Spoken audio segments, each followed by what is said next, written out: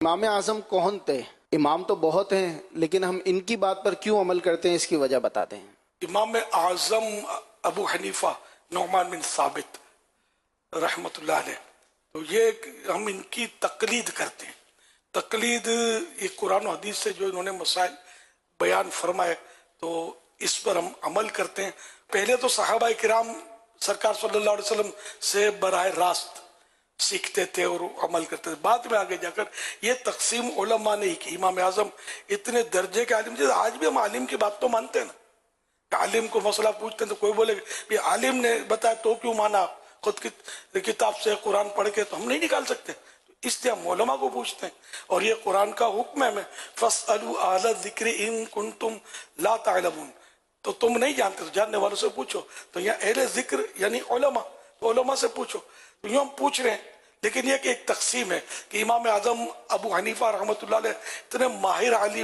ماہر عالم قرآن و حدیث کے کہ انہوں نے جو مسائل مطلب کھول کے قرآن و حدیث کے بیان کیے جو ہر آدمی نہیں سمجھ سکتا، تو اس پر علماء نے اتفاق کیا اور یہ اس پر عمل ہوا۔ پھر بعد میں یہ تو تابعی تھے، بعد میں دیگر ائمہ کرام بھی تھے، 4 مشہور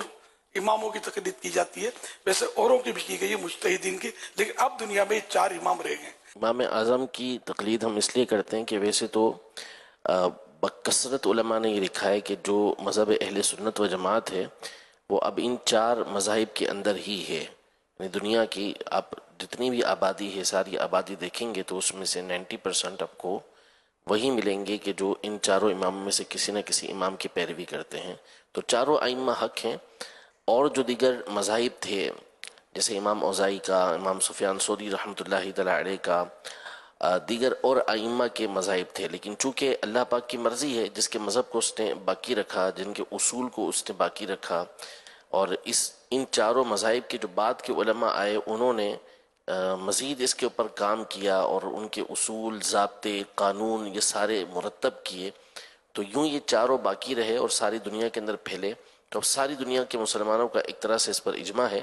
کہ ان میں سے کسی نہ کسی کی پیروی کی جائے گی، اور پیروی وہی ہوتی ہے کہ قرآن و سنت کی روشنی کے اندر انہوں نے جو اصول اور ضابطے دیے ہیں، جو مسائل بیان کیے ہیں، اسی کو ہم فالو کر رہے ہوتے ہیں، اور حقیقتاً وہ قرآن و سنت کی پیروی ہوتی ہے، اسی کے پیچھے چلنا ہوتا ہے۔ باقی رہا ہم کیوں ہیں، تو ہم اس لیے کہ ہمارے امام ہمارے جو علاقے ہیں اس کے اندر ہمیشہ سے فقہ حنفی یہ رائج رہی ہے، تو اسی کی پیروی کی جاتی ہے۔ بہت سارے ممالک ہیں جہاں پر امام شافعی کے پیروکار ہیں تو امام شافعی کی تقلید کرتے ہیں، بہت سارے جگہ ہیں کہ جہاں امام مالک کی تقلید ہوتی ہے تو وہاں پہ ان کی تقلید ہوتی ہے۔ تو جو جہاں ہوتا ہے اور جس مذہب پر وہ چل رہا ہوتا ہے پھر اسی پر اس نے چلنا ہوتا ہے، تو اس لیے کسی نہ کسی ایک امام کی پیروی کی جاتی ہے۔ اور داتا حضور یہ حنفی تھے، ہمارے غوث اعظم حنبلی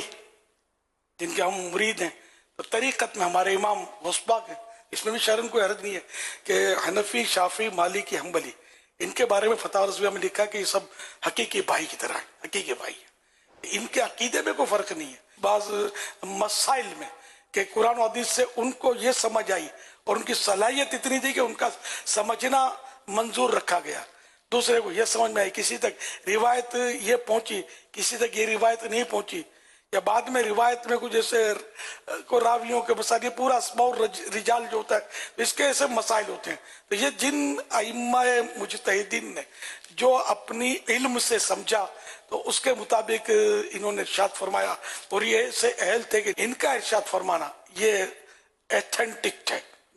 تو یوں مطلب ہے کہ ان کی تقلید کے سلسلے چلے، بڑے بڑے علماء، بزرگان دین، اولیاء کرام یہ کسی نہ کسی امام کے مقلد ہوتے تھے۔